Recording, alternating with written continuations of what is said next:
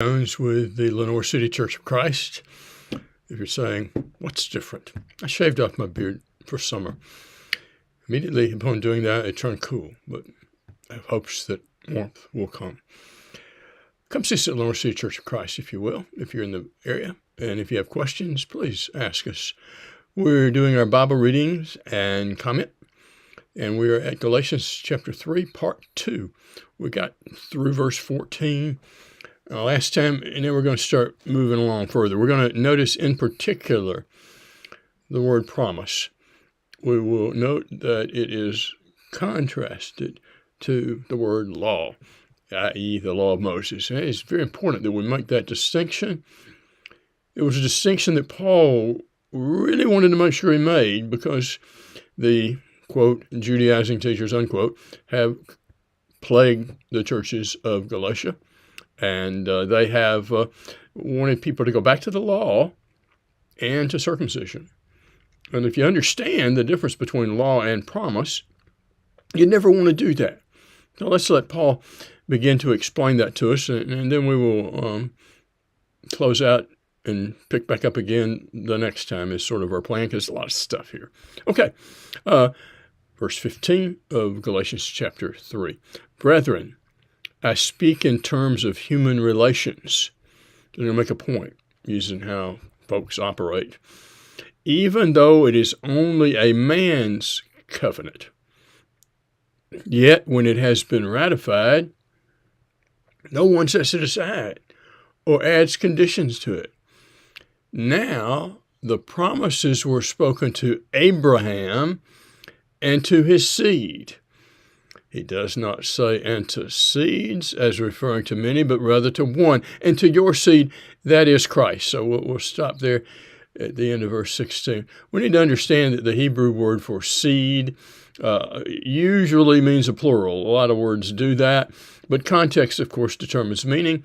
And if we look at Genesis 22:18, we find there is a context where seed is to be taken singular because it is paired with a masculine singular noun. And so there is the seed of Abraham, which is, they'll be like the stars of the sea, the sands of the seashore. And then there is a particular seed. Now we can go all the way back to Genesis 3:15 in a more universal discussion with Eve. In your seed, she is told that Satan would be defeated. And so that moves forward, and we pick it up again as God has chosen Abraham. And by choosing him, he's pulling him out to develop a nation, Israel.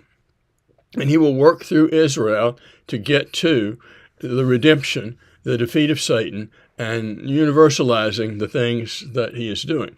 So he says the promises were spoken to Abraham and to his seed. He does not speak unto seeds. Again, context determines that when seed is used back there in Genesis 22:18, that it is usually intended to mean a plural. Your seed will be like, your seed are as numerous as. But when you have the context that associates it with a singular, masculine, plural, you pause and realize we're talking about a singular, masculine, plural. So in that sense, because of the context, not because of the inherent meaning of the word to never be used to mean anything but a singular, that's just not simply what we find when we look at it, but what it must mean in context. And so he's not talking about a deliverance of everybody through the nation of Israel, but he is talking about deliverance through one of Abraham's seed, descendants. And he says that is Christ. So then he puts it on terms for us to better understand. What am I saying, or what I'm saying is this.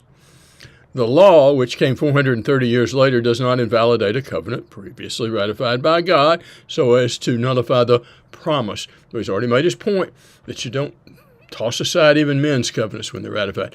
Abraham had a promise made to him, and the law that he says came 430 years later didn't invalidate that. In fact, it will serve it and facilitate it. Now, says it came 430 years later. If you do your math, you start with Abraham, and you come to the law of Moses being given, it's not 430 years.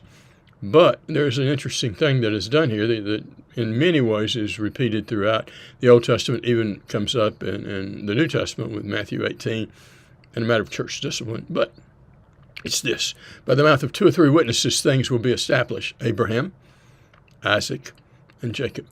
That's a formula that you find over 100 times in the Old Testament, and you don't find other names added to it. A couple of times Jacob is called Israel because his name was changed, but you don't find other people added to it because it was ratified, if you will, at the mouth or at the giving of 2 or 3 witnesses. To Abraham, renewed through Isaac, renewed through Jacob. And Jacob, to the giving of the law of Moses, was 430 years. And he says that giving of the law of Moses on Mount Sinai did not invalidate a covenant that was already made. It's going to serve that covenant. So, for if the inheritance is based on law, it's no longer based on a promise, but God has granted it to Abraham by means of a promise. There's promise all over the place here in this portion of the 3rd chapter of Galatians. So it's a good place to kind of put some things in their order and how they relate to other important things, such as the law of Moses. So, if it's based on law, if it's just based on law, we sin, we die. James 2:10. If we keep the law and only break one part of it, which nobody would do, they'd break a whole lot more than that, then we can't come with the law and say, look, I deserve this. I kept the law. No, you didn't. You didn't keep it. Now, we'll get into a discussion about faith when we get to law, and it was never intended to be seen as something that you could earn your salvation with and come before God and say, look at here, I kept this law. You can't. But rather it was to be served through faith. That's somewhat of another discussion, and yet we'll pick it up to some extent here. So God granted the salvation in the seed Jesus through a promise. And the Hebrews writer will talk about through a promise and an oath, through 2 things, neither of which God could lie. God made it sure that that's exactly what he's going to do. Why the law then? Okay, if the law isn't the deal, if it's not the end all, if it's serving the promise, why? It was added because of transgressions, having been ordained through angels by the agency of a mediator until he came whom the promise had been made, Jesus. Now, a mediator is not for one party only, whereas God is only one. The law is contrary to the promises of God? Well, no, it'd never be. For if a law had been given which was able to impart life, then righteousness would indeed be based on the law. So, is the law contrary to the promises? No. It's not a rival. In fact, if it could have been, and think about how much sense this makes, if it could have been that God could have made it attainable through law, if we could have earned it or deserved it, and he'd say, that's good, you got it now, why would you send Christ to die on a cross, his own son? Why? Nobody would do that.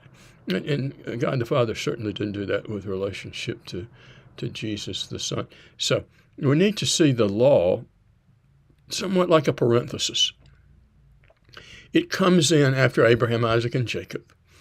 And it helps refine God's moving forward to keep his promise in a seed of Abraham who will be a seed of the Jews. It gets narrowed a bit more as we go along, as we find out that God makes a covenant with David, that one of his seed will sit on a throne and reign forever, a messianic kingdom.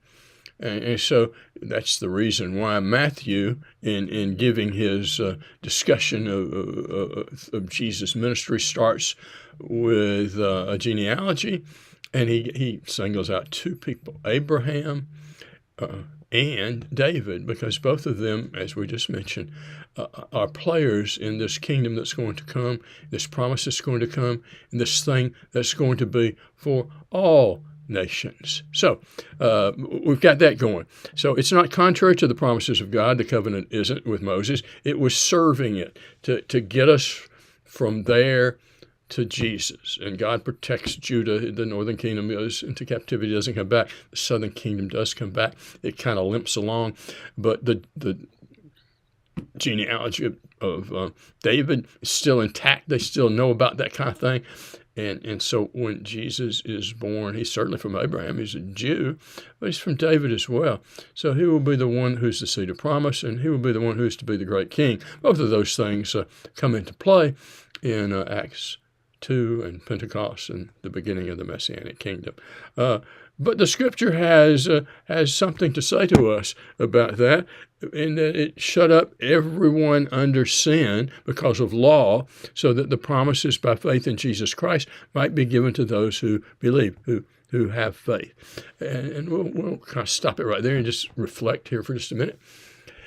When we look at law and we think, am I good enough? Nobody can say, well, yeah. We're all condemned by law because it's either everything or nothing. We're either without flaw or we have a flaw. Paul in Romans 4 talks about Abraham, the father of the Jews. And he said, did he earn anything in his flesh? And the answer is no, he did not, because he could not. Because you can't through law, with one exception, the perfect sacrifice, Jesus, who offers himself in our place. So he took law on and successfully kept it and allowed the promises of God to come to those of us who have faith in Christ Jesus. So the big thing Paul is talking about here is the law, the promises made to Abraham. And the Jews are so fixated on law keeping and on circumcision that they forgot their father Abraham and what God had done way before the law of Moses came, and that the law of Moses did not in any way invalidate. It served its purpose, kept the Jews kind of in a certain line, if you will. They were constantly rebelling, but the law kept them where they could preserve at least a little bit of a nation, have some folks still around when, through the providence of God also, who were still around when Jesus came.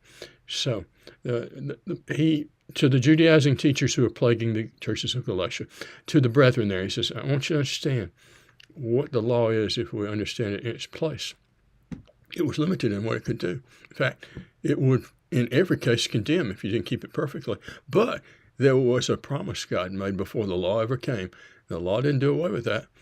It served it, and it brought Jesus to the picture, who could be the perfect sacrifice, to allow God to grant through promise, not through perfection. So we'll talk some more about that and look at some other things through the rest of Galatians chapter 3. But thank you.